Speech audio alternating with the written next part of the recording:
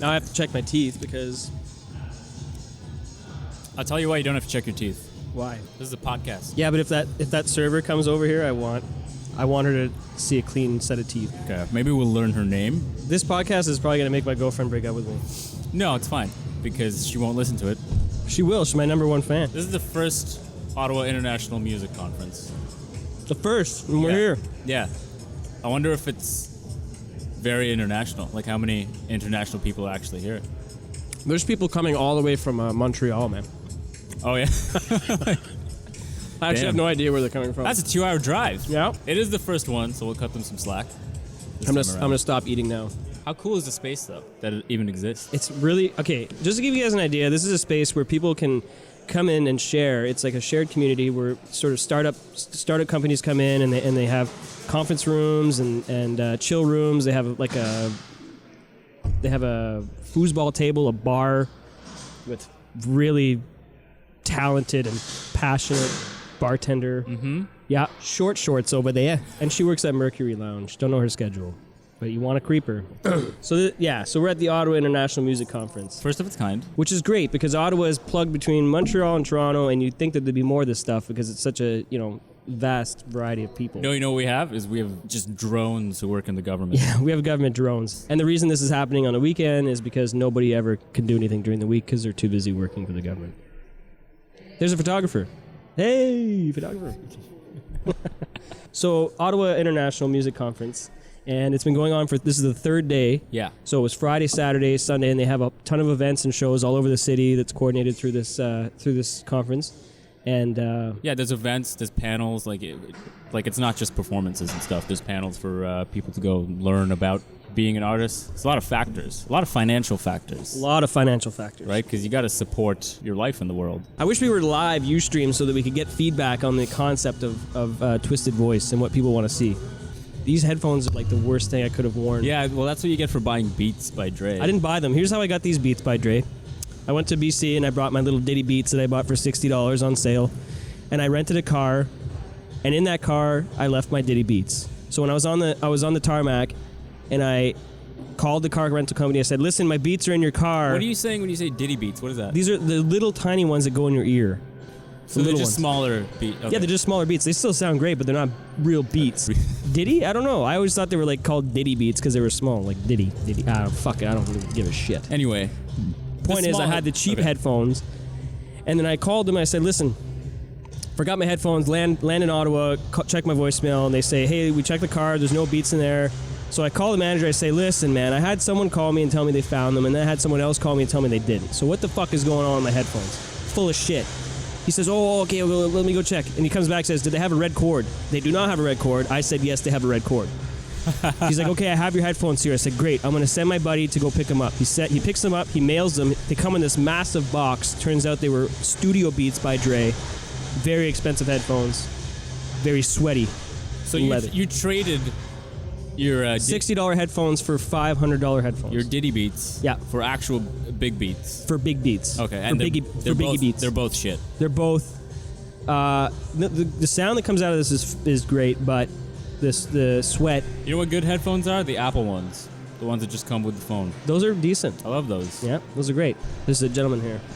Hey, how's it going? You want to join us? Over here. We're just talking. We're just hanging out. Oh, yeah? Yeah. That's cool. Might have to adjust that mic, man. Plus, check it. I got my beer. Legendary old school floor master. I got him. That's how we roll, baby. He's number 3. Cool. Is this, which radio station is this? You're not going to believe this. We're not a radio station. Nice. We're nothing. We're just... it's a show about nothing. We're an idea. Like that Seinfeld thing. Yeah, exactly. Just like that. We're an idea. So what we want to... Actually, sorry, introduce yourself. So I did a little keynote earlier. They call me Old School Buddah. I'm one of the founders of the Canadian Floor Masters. So this year is the 32nd anniversary. We're the oldest b-boy crew in Canada. Wow. I created Blueprint for Life. I'm also a social worker. Got a master's in that. Did my thesis on hip-hop in 85. Wow. And my full-time job, past 9 years, is I do outreach through hip-hop in prisons with gang kids involved. So maximum security prisons, and I work in the high Arctic. and in indigenous communities across Canada. What prisons have you been to? So youth prisons. So Okay. Calgary Young Offender Center, Edmonton, Yeah. Winnipeg, Ottawa, Roy McMurtry Center in Toronto. Yeah, And you, these are some serious prisons though. Like, I mean, I call them prisons because that's really what they are. They call them youth correction centers. But at least half the kids we work with have committed murder and stuff. You know? That's so it's crazy. some Jesus. hardcore shit. Yeah. Wow. and you give them therapy by teaching them to dance? Yeah. Wow. It's more complicated than that. Yeah, I know. But that's the short I'm sure it form. is. Yeah, I you know. simplified it way down to 2 steps, but So That's what radio does sometimes. That's why I'm here back to take back the microphone, baby.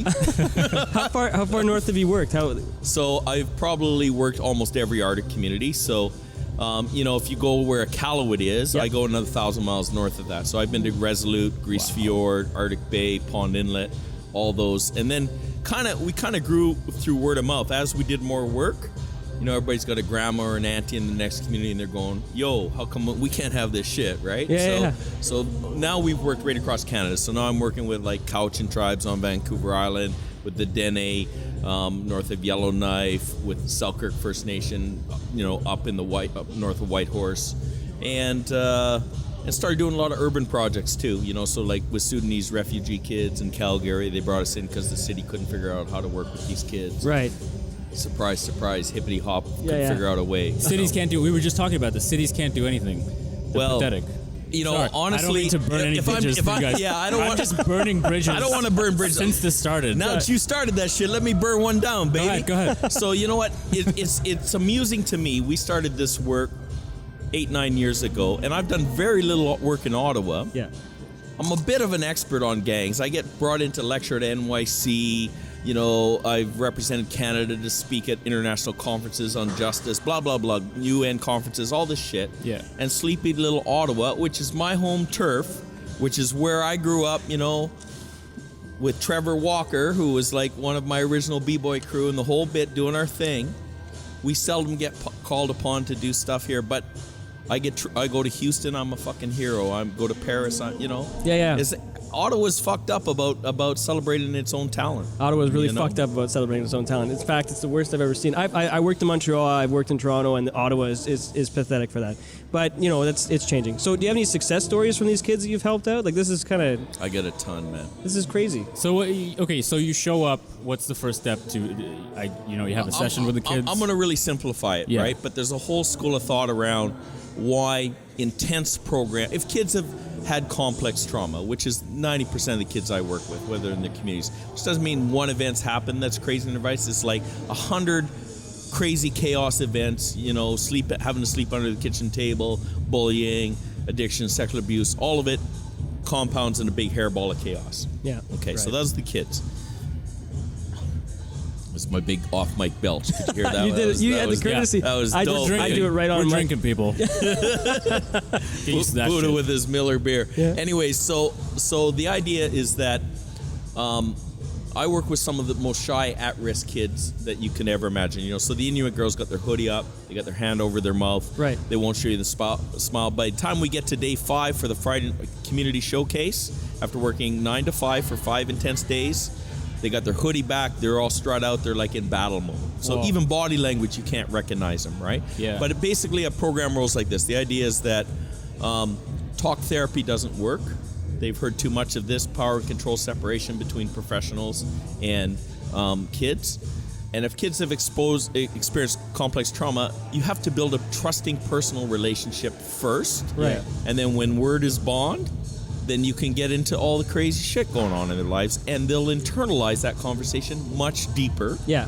than, let's go on Tuesday and sit with the psychiatrist and try to retrain the way my brain thinks, right? Yeah, exactly. Cognitive therapy. So what do we use? We use, to reach a lot of kids. I mean, I bring guys who are like DJ champions and stuff too, but they're also B-boys, right? So, Yeah. if you're working DJ and you can only work with a few kids, I can work with 100 kids as a B-boy.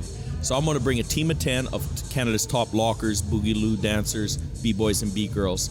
We go to these remote places. We're going to work with 100 kids from 9 to 5. I'm going to start off easy on day 1 talking about bring your own culture into hip-hop and some general stuff. But by the time I get to day 5, I'm doing safety plans with the kids. I'm talking about abuse. I'm talking about strong men crying. I'm talking about healing. I'm talking all that. Really right? reaching out. And So a day might look like a ton of dance, choreographies or rotations. We're teaching them to backspin. We're teaching them different skills.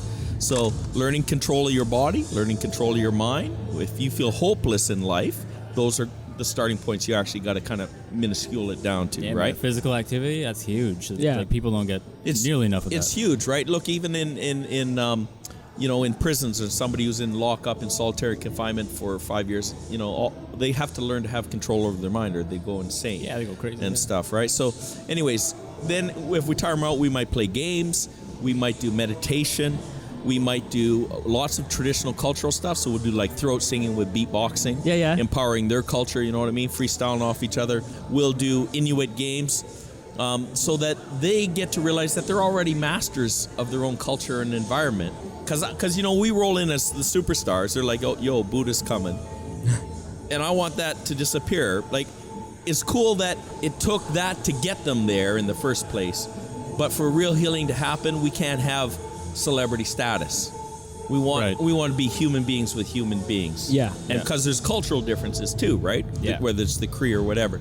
So when you empower them, now they teach us and laugh at us trying muskox on the ground where you wrestle with your neck or whatever it is, right? They're empowered. So we got cultural activities, we got dance, we got meditation, and then when we tire their bodies, we're doing 2 talks a day, baby, on all the stuff going on in their life. So if you timeline it as it goes from basic stuff like history of hip-hop and media manipulation and bling-bling and booty shaking, and we roll up to, healing paths and ideas about how one sabotages oneself and managing anger and much deeper hurt, So obviously, I mean, having done something like that, you've been doing it for a good portion of your life, but you must have seen or experienced something that's brought you to this point. Well, on a personal tip, like, I told my own story in my talk, and when I was 15, I was severely bullied, put in big garbage cans and laughed at in front of the entire school, underwear ripped out of my ass and held up like a trophy to show all the girls.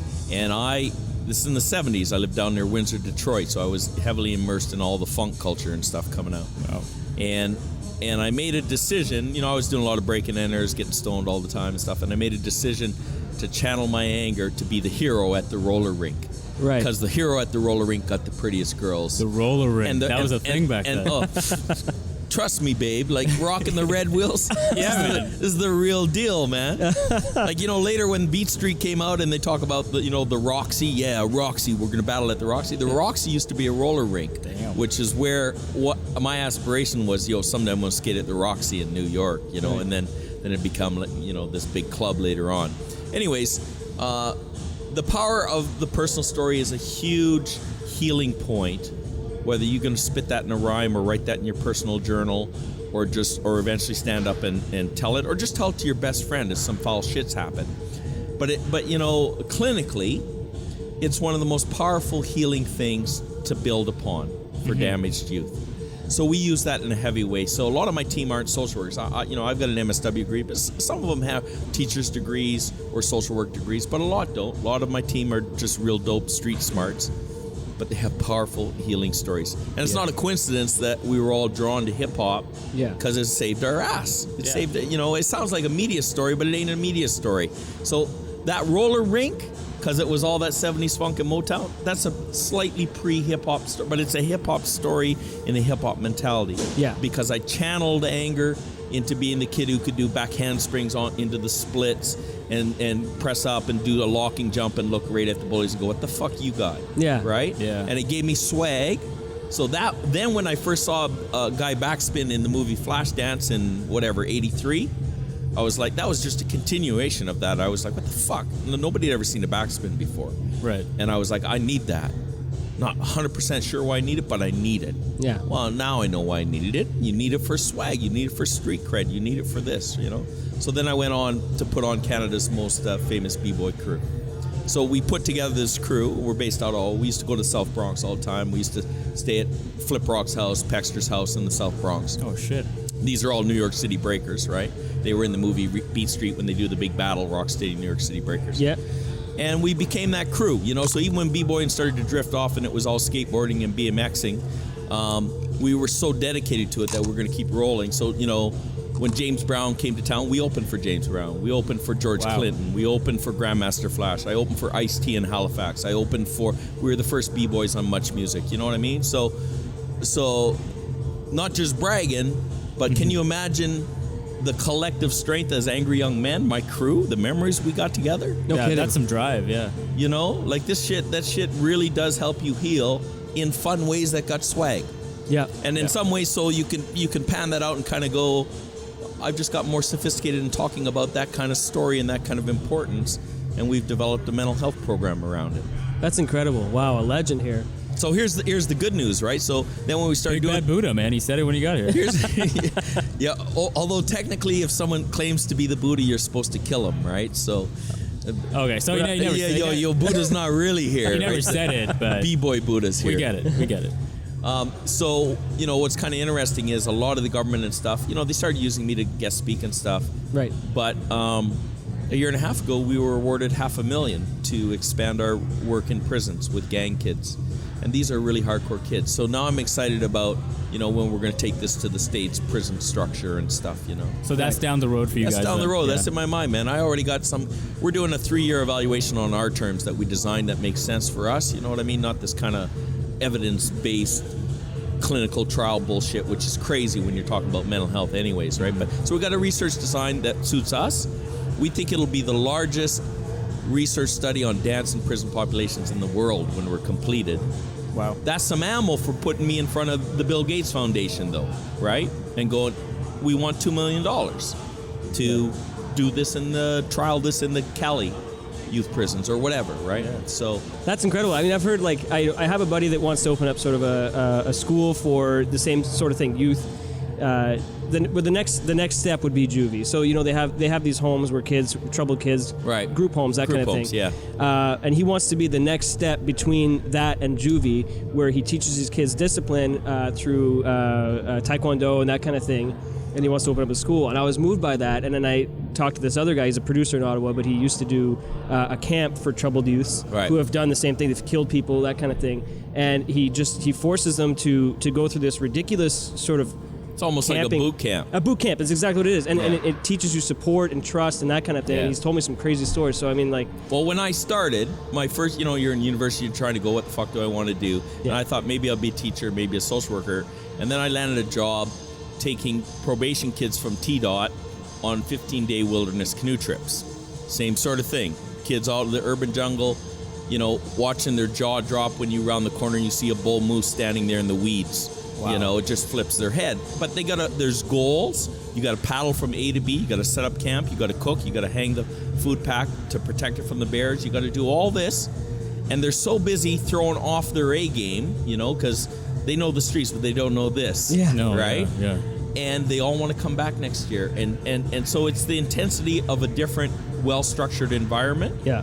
So in a lot of ways, even though we're not in the bush, we're doing that through Hippity Hop. Yeah. You know what I mean? With all the other things. So that's really incredible. Wow. Giving these kids focus and responsibility. That's huge. Because guaranteed they didn't come from that. In ways that are believable that they're willing to hold on to. Yeah, because I was just thinking, can't just do a lecture or a talk on responsibility. No, or make them pick up trash for 10 hours of community service. That's not going to make you a better person. That would actually just make you hate the system more. Yeah. But involved in something like that where you actually get to channel your mind and your body. That's great. And you know what? It's tough, right? Because mental health by its very nature is complex anyways, even if no bad shit's happened to you. And then imagine 100 crazy things have happened in your life. Yeah. So how do you make sense of that and move forward and heal? And they're actually doing brain studies now, right? Where they do PET scans and they kind of people who are addicted or compulsive behavior or always date the bad guys and stuff, their brains are spinning around the ancient brain. So the question is, trauma brains, how do we re-network it to the frontal lobe, right? Right. And all the best studies, medical studies, is starting to show art, music, dance, cultural activities, and the telling of one's story are the best ways of healing a damaged trauma brain. That's fucking good news, right? Yeah, that makes total sense. Yeah, and it makes total sense. Yeah. And the healers of the world and indigenous cultures have actually known this for years. Yeah. Yet we want to try to say, no, it's the pharmaceutical industry that'll be some kind of, You know, and their drugs are way better. Those healers, like the you know, some long-lasting shit, right? Exactly. Yeah, we were talking about on the way here, healing through art. It just makes so much sense. Like, you're not going to really fix someone by punishing them. But if it makes so much sense, I want you to just think about what's at stake here in terms of the politics and the bigger picture of this, right? Because it comes down to money. Yeah. Think of the powerful psychiatric community. You know, you send this psychiatrist north and he gets $500 an hour, and yet you want to pay the healers and the teachers of the world and who are artists $20 an hour. Wow. So you think the like that field would oppose you? Like I think there's wise people in that field who have done an honest self-reflection that can be allies. But I think, look, if you've gone through 9 years of university to get your PhD and you're used to a certain comfortable lifestyle, being able to be billing good, that's a lot to give up, baby. There's a lot of self-reflection and to also look back and kind of go, look, I know all about cognitive therapy. I know I could do a classical session with you. You know, that couch over there, lie your ass down and I'm going to teach you how to retrain your negative thoughts and your body response and blah, blah, blah. Right. But the problem is, you know, if you're the fucked up kid and you go every Thursday to try and get this, there's always this big power control differential. You always know you're the fucked up kid. You always know that you're getting paid $500 an hour or whatever it is, right? Yeah. We do cognitive therapy, but I do it in a natural way in a dance cipher and stuff where the same kind of dynamics are going to roll out. But I'm not going to call it that. I'm not going to scare the kids. I'm not going to, you know, like, we use so many different best practice techniques that it just slowly keeps elevating how a kid internalizes and feels inside, which kind of slowly elevates mind, body, and spirit. Right. You know, it makes perfect sense that mind, body, and spirit is important for mental health. Not just two of those, you know? Yeah, people definitely overlook spirituality and stuff. If you're going to retrain troubled youth, you need to hit them on that deep level. And again, not like with a psychologist or an officer. Like, I can't relate to that. When I tell my own story to the prison kids, I mean, I was never in lockup, but I was doing a lot of break and enters, doing a lot of drugs. And I can't tell you how many kids come to me and they go, Buddah, I felt like you were telling my story. Wow. Yeah. Right? Yeah.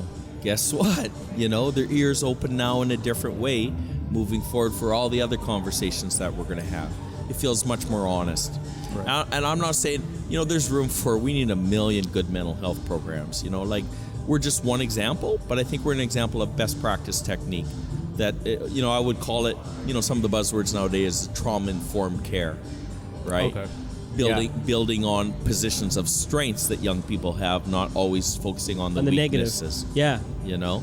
Yeah, I'm a big believer in that too. I think that's the most important thing you can do. Yeah, well, is the glass half empty or half full? Right. It's interesting to me that now we are getting an audience. You know, I was invited to speak at an international conference on post-traumatic stress disorder. So these are the top guys from Harvard, Oxford on how do we deal with messed up child soldiers and people who've been raped their whole life, like the most horrific cases you ever could imagine. And the industry's been stuck, honestly. Like, basically, you know, 50 of these guys getting together from worldwide, and they're still using hypnosis, cognitive therapy, and EDMR, which is this funny little eye thing they do. And I use like 15 different techniques, and they all took me out to lunch after, and they said, Buddah, we've been talking. We think maybe you do a better approach because everything just ebbs and flows from one technique to the other. It's not like beating you over the head with the hypnosis session. Yeah. You know? And so it feels more like a natural healing path. Maybe some other cats really want like that couch stuff. And cool, don't throw it away if it works for some people. No, yeah, and it definitely has its time and place. Times are going to change. Watch. Yeah. Education, justice, health. I think there's a lot of good arguments to be made of why these systems are a bit broken. Right? Right. And I think they're a bit broken because they get stuck in old models and ways of thinking. Yep. You know? Old models based on how the money is distributed. And the world's changing at a way faster pace and a way more interesting pace, right? Just our own cultural diversity or something, you know? Yeah. That we need better models that make sense. You know, it's not like, remember a few years ago, the big debate in T-Dot about should we have black-only schools? And people were, you know... What a horrible idea to even bring up. You know, but you know, then they tried to focus it on, what's wrong with these black young men, as opposed to the conversation being, how did we let school become irrelevant for angry young black men? Right. You know what I mean? Yeah. So we often honestly don't want to reflect on ourselves or take responsibility for it. It's always easier to put it back on some other person or something, you know? Well, the questions are tough. Actually engaging someone and talking about young black men, no one's going to do that. No. I've never heard anyone do that on TV, especially in Ottawa. Yeah, Ottawa sort of still like awkward stage, like, oh, black man. Don't call them black. I have a black sister. I get a pass, right? I always say I got a pass because I'm a victim of prejudice for my red hair. You're not. No. Gingers don't get that. That racism against the Scottish dudes is just, it's out of fucking control. It's out of control, man. Oh, man. White Scottish guys have it tough. That's funny. Well, kind of to follow up what you just said, like many communities, I've been told I'm the first guy to ever talk about sexual abuse in the communities. Wow. Well, it needs to be talked about, and I'm sorry, I would rather it didn't get initiated by a white guy called Buddah rolling from the south. But it's healthier that at least the conversation is starting. It's got to start in some ways because they're stuck. And guess what? It's the single biggest thing that people have experienced trauma around, right? That's true, yeah. Most heavy drug users, I'm talking like heroin and stuff, some incredible percentage have had sexual abuse specifically in their youth. Yeah, absolutely. It's very loud. It is very loud. I don't know if they're just doing a test or if that's... Okay, so what are you going to do with this interview, man? So what we want to do is we're gonna share it with Olex and the people running the show. Right. But what we want to do is we want to create sort of a space and start locally, but we want to create a space online where artists, bloggers, photographers, podcasters there's a lot of, believe it or not, there's actually quite a few podcasts already starting in Ottawa where they can sort of share it in this one space. Right. Like a community. Building a community, online through a website.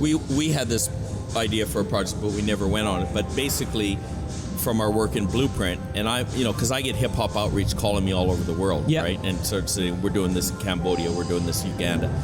And I was like, you could have a nice hip-hop outreach podcast that just interviews hip-hop outreach around the world. There's that much of it happening. There's more of you, definitely. Yeah. That would definitely work, yeah. Yeah, that'd be great. That'd be really cool. Have you ever thought about doing it? Too busy on our other stuff. But like if we ever, found the time, had a sidebar grant or a sidebar partner, right? We were going to call it Blueprint Radio. And, it didn't always maybe have to be hip-hop, but that would be, there's enough really cool stuff, court-ordered graffiti stuff where now they gotta study under a graffiti master, for doing wall murals as opposed to tagging the bus shelter or whatever, Yeah. Like there's a lot of neat creative stuff. And I would argue that some of the most brilliant outreach is all hip-hop engagement around the world nowadays, because it's got that organic ability to culturally diversify itself. That's right. Yeah, and include everyone. So if the issue in Sri Lanka is arranged marriages and stress around that for young people, then hip-hop should manifest this in some form. Or find some creative way to kind of, deal with it. Yeah. I would love it if hip-hop became more politicized. I would love to see like political graph going up all the time and stuff. Like when Reagan first came to Ottawa, we fucking went on. We bombed the place, man. We killed Ottawa down in the market. Like Reagan is a psycho. Oh, big good. We had and the funny thing was, I was doing my master's at Carleton, so I was like kind of like one of the authorities on hip hop back in the early days. Well, how long ago was the Reagan thing? I think that was 85 when he was coming. I was just gonna say, now they'd be like, "Sir, can you please move along? Like, you can't. Your hip hop group can't be in the market right now. You can't make fun of Reagan here." Well, we went. We went late at night. We put it up on a big wall illegally, right? So it was a big burner, right? Wow. But what was so funny is then they wanted to doing a national CBC news story on graffiti. I was the name that they said that they should interview. So I was interviewed by CBC on national news in front of my own piece, pretending I didn't know who did it. Pointing to it, go, and sometimes there's a political message. Yeah. Right? But Reagan is a psycho, Oh, that's hilarious. That's awesome. Yeah, man. That's really cool. A lot of rappers will bring up like the state of the system they grew up in, because a lot of them came from like impoverished neighborhoods and stuff, right? Yeah. There's really deep political tones of like talking about politicians, the power they have, and like how it trickles down into those societies where you have to live shittily because there's just no money going there now. No, yeah, exactly. But yeah, you do. Yeah, I'm seeing those themes pop up more and more now. It'd be nice to have it become more grassroots, revolutionary, and scare politicians a bit. Yeah, okay, this is a website is going to be to start an army. We found the our revolution will not be televised. Yeah, we found our focus. Although it may be on the radio. That's funny. Oh, good stuff. Well, good luck to you guys, man. Thank you very much. So what's down the road for you, say in the next couple months or so? Probably a big project at the Roy McMurtry Center, which is that's the big lockup for Toronto. Okay. So that's important to us because for the final night show, when the kids do a big battle and stuff, I'm going to get out a lot of important people, government types and whatnot, to fucking see what the kids can do. Yeah, one of my guys I'm so proud of, he was the lead in the musical Stomp for 10 years, toured all over the world, that hand body percussion stuff. Yeah. And so he does all the prison work with us. So we do a lot of stomping with the kids in lockup too. Wow, that's so cool, man. Yeah. I love the distraction focused method you guys are using. It's awesome. Yeah. Well, you know what? These are really angry kids, and many have a right to be angry. Yeah. So the question is, how do we channel anger? How do we help manage it a little bit better? How do you give them simultaneously a little bit more personal insight? They're not going to fix shit overnight. Yeah. But if you can slowly, if you can generate hope. Yeah. For yourself and connection. Yeah. People, like, community is so important. That's a starting point, because so many kids have felt like they've had no hope. Like, believe it, privileged kids, they won't understand this because they've felt safe most of their lives. But I know kids who have never felt safe there a day in their life. Yeah. Mm-hmm. And then focusing on the negative and putting them in those situations like in prison where it just makes things worse isn't the answer. No. So people like you are really what's going to help us, They're rolling back into our world, and we can't do lip service to this thing about them being a part of it. That's right. We got to support them. Yep. We have some responsibility. Yeah, fuck, man. I sit and have private lunch with a bunch of these kids. We spread ourselves out at lunch. You hear their stories, and you couldn't write a movie script of horror, of what's gone on in their lives, and then we want to demonize them and blame them, and we wonder why they've gotten into this kind of trouble. It's scary because that's the default. Someone does something wrong, and it's like immediately you're bad. Yeah. There's no. You're just a bad person. Right away. Yeah. Well, and look, they're hopped up on meth because of all the shit that's happened to them in their life, and then shit pops off, and they pull a knife and they stab someone, and it happened, and all of a sudden things went from, I was kind of a bad kid but not in too much trouble, to, oh shit, somebody died. Yeah, now I'm a really fucking... And now I'm a real badass criminal. Yeah. But sometimes it's that perfect storm of craziness that came together too that got him there, Yeah. And I'm for accountability, but I'm for measured accountability. Yeah. I'm not for. I want to live in a world where, as human beings, we still believe in healing, and we still believe in possibilities.